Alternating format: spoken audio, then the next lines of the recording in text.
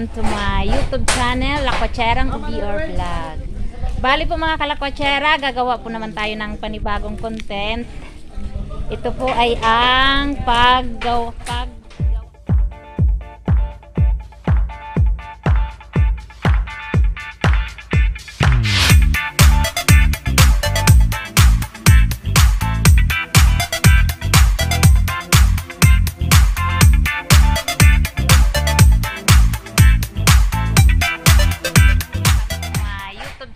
Lakwatsarang UBR Vlog.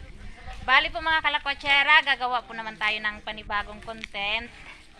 Ito po ay ang paggawaan ng sala-sala or tinatawag po sa amin ay salanigo. So, ang gumawa po nito ay si Miss Magdalena. Yan po si Miss Magdalena.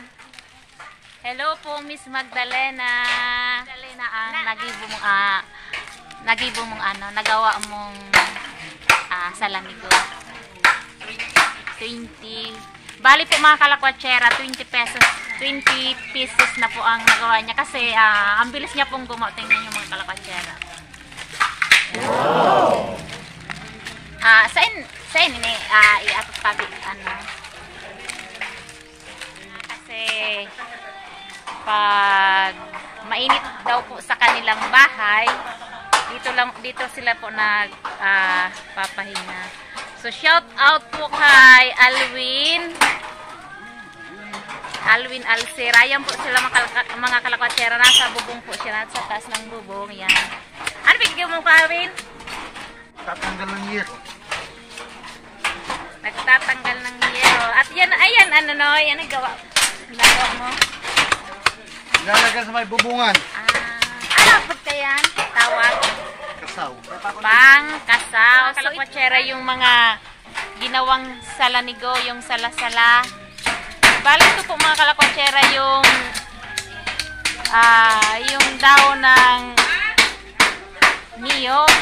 So bali po mga kalakwatsara, marami po talagang pakinabang po ang puno ng niyog kasi yung dawon at ito rin po yung ginagawa naming walis tingting. Kung makikita nyo po mga kalakwatsara sa una ko pong video, may yung walis tingting po ang ginawa namin. Ito rin po at saka ginagawa rin po itong pambubong. Hindi lang po kahit po sa bahay yung wala pong kakayan bumili ng yero, bali ito po ang kanilang nilalagay sa bubong.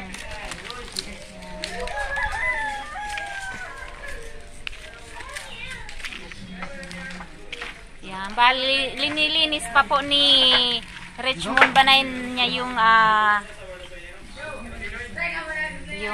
bala. Ha?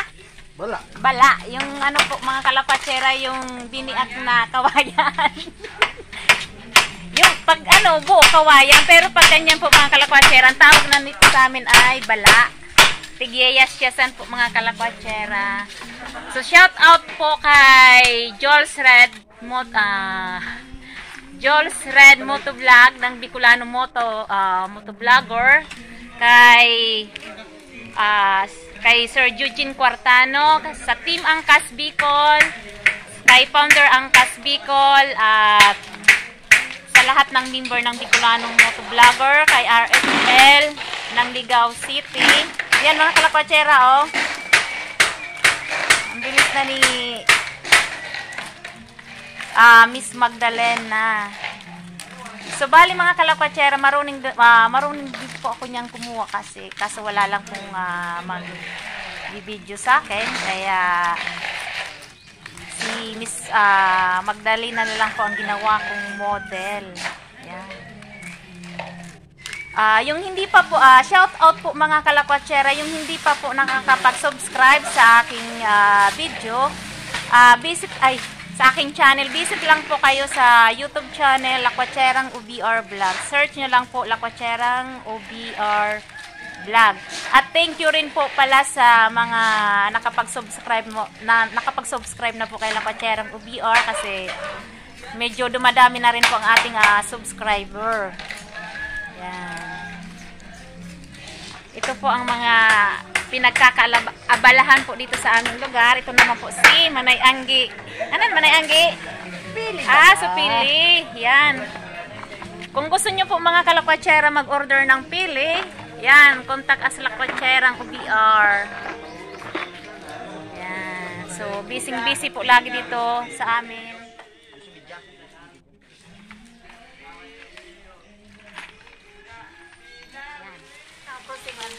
So, bali mga kalakwatsera, mag-sample din po si Lakwatsera OBR kasi marunong din po ako nito gumawa. So, yan po mga kalakwatsera OBR. So, since bata po ako mga kalakwatsera, mga 5 years old, bali, marunong na po ako nito kasi ito yung ginagawang bubong namin sa aming bahay.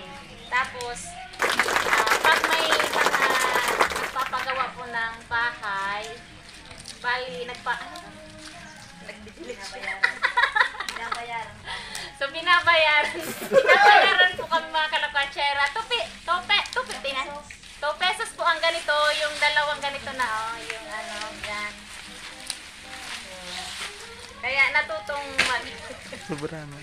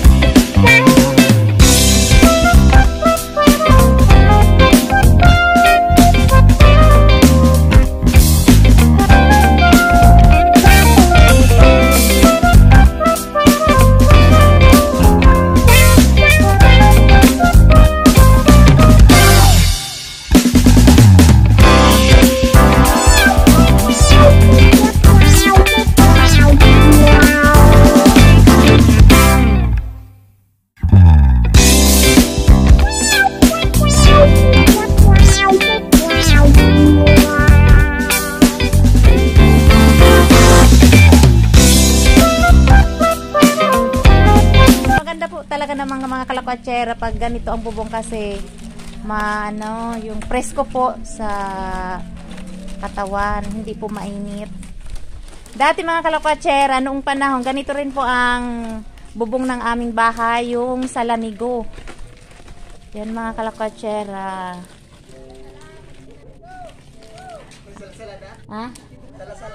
Salasala. Mga kalakwatsera, salasala palang tawag dito. Salanigo. Pero sa amin, sa Bicol, salanigo. Yan. Ang galing po mga kalakwatsera. Ang linis po pakagawa ni Maggie. So ako mga kalakwatsera, marunong din ako gumawa.